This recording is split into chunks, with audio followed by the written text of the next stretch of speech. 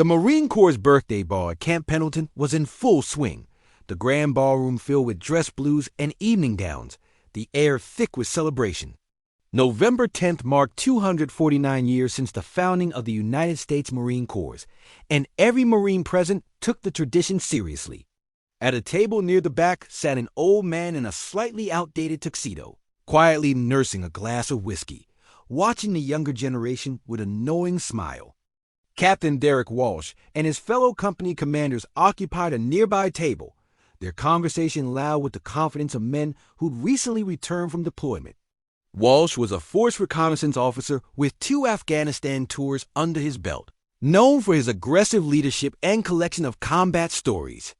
He noticed the old man sitting alone and, fortified by his 3rd drink, decided to be inclusive. If you're curious where this goes, hit that like button and comment if you think some call signs carry more weight than others. "Hey there, sir," Walsh called out, his tone friendly but patronizing. "You sitting all alone on the Corps' birthday? Come join us." The old man looked up, his pale blue eyes sharp despite his age, and smiled politely. "I appreciate the offer, Captain, but I'm content where I am." Walsh wasn't deterred. He walked over and practically insisted. "Come on, Pops. It's tradition. Marines don't let Marines drink alone." The old man sighed, but followed Walsh back to the crowded table. Introductions went around. "I'm Captain Walsh, call sign Titan. This is Captain Rodriguez, call sign Hammer, and Captain Chen, call sign Raptor. We're all Force Recon, just back from Helmand Province." The old man nodded, introducing himself simply as Robert. Walsh, emboldened by alcohol, decided to have some fun. "So, Robert, did you serve? And if so, did you have a call sign? Or was that before call signs were cool?" The other captains chuckled, and several Marines at nearby tables turned to watch. The old man took a slow sip of his whiskey before responding. "I had a call sign, yes. They called me Iron Viper." The effect was instantaneous. Captain Walsh's smile vanished. His glass stopped halfway to his mouth. Captain Rodriguez actually stood up from his chair, his face going pale. Captain Chun choked on his drink. Now, before we continue, if this story has you on the edge of your seat, please subscribe and turn on notifications. What happens next is legendary. Around them, other Marines who overheard began turning, conversations dying mid-sentence. A gunnery sergeant 3 tables over actually saluted. Walsh found his voice first, though it came out rough. "Your Sergeant Major Robert Kincaid, the Iron Viper from Vietnam and Desert Storm." The old man nodded slightly. "Guilty as charged, though I prefer just Robert these days." Walsh looked like he'd been punched. Every Marine in Force Recon knew the name Iron Viper. He was legend, the subject of stories told during training. He'd run classified operations in Vietnam, still redacted in official records. He'd been part of the original Marine reconnaissance units that pioneered modern special operations tactics. Rodriguez managed to speak, his casualness completely gone. "Sir, you read the Marine who spent 3 days behind enemy lines in Hughes City calling in airstrikes while surrounded. The one who extracted that downed pilot from Laos without authorization." The old man's expression grew serious. That pilot had a wife and 2 kids. Leaving him wasn't an option, authorized or not.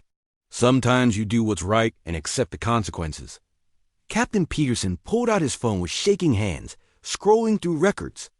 "Sir, you have 3 Navy Crosses, 5 Silver Stars, 7 Bronze Stars with V device, and 2 Purple Hearts. You're one of the most decorated Marines in history. You trained the 1st MARSOC units."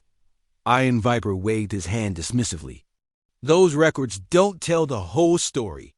They don't mention the Marines who didn't make it home, the missions that failed, the times I made mistakes that cost lives. Medals are cold comfort compared to the brothers I lost." His voice carried weight no young captain could match. The authority of someone who'd walked through hell and carried the scars. Walsh had composed himself slightly, though his swagger was gone. "Sir, I apologize. The way I spoke to you, calling you Pops." Iron Viper cut him off gently. "Captain, I'm an old man. I'm 76. You didn't disrespect me. You tried to include a stranger in your celebration. That's admirable. He looked around at the faces staring at him. Let me tell you something about call signs and reputations. Mine came from Vietnam, from things I did when I was young, scared, and trying to survive. Yes, I was good at my job, but I was also lucky. Luck matters more than people admit. In every mission I survived, I had brothers watching my back. The Marine Corps' band began playing, signaling the formal portion of the evening. The commanding general took the stage. "We have several distinguished veterans with us tonight," the general announced. "And I'd like to specifically recognize a man who exemplifies everything the Marine Corps stands for. Would Sergeant Major Robert Kincaid, call sign Iron Viper, please stand?" Every Marine in the ballroom came to their feet instantly, 300 warriors standing at attention. The applause was thunderous, the kind of recognition reserved for true legends. Iron Viper stood slowly, clearly uncomfortable with the attention, and nodded before sitting. But the Marines remained standing until he was seated, a spontaneous show of respect that brought tears to many eyes. After the ceremonies, Walsh and his fellow captains remained at Iron Viper's table, their bravado replaced by genuine desire to learn. "Sir," Walsh asked, "what advice would you give to Marines serving today?" Iron Viper considered carefully. Technology changes, weapons improve, tactics evolve, but the fundamentals never change. Take care of your Marines. Lead from the front. Never ask them to do something you wouldn't do yourself. Stay humble, because the enemy doesn't care about your reputation. Train constantly, because skills atrophy quickly.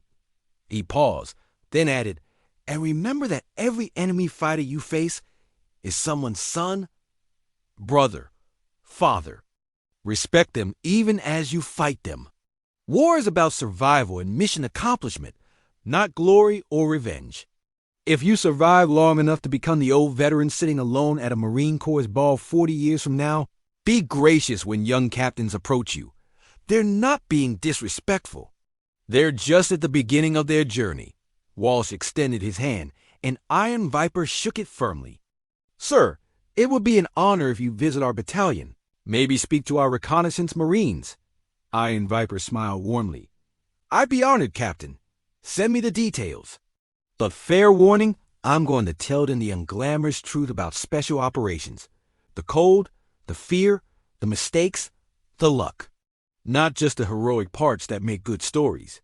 This story reminds us that legends walk among us unrecognized, that true greatness is marked by humility rather than bragging, and that the most dangerous warriors are often the quietest ones in the room.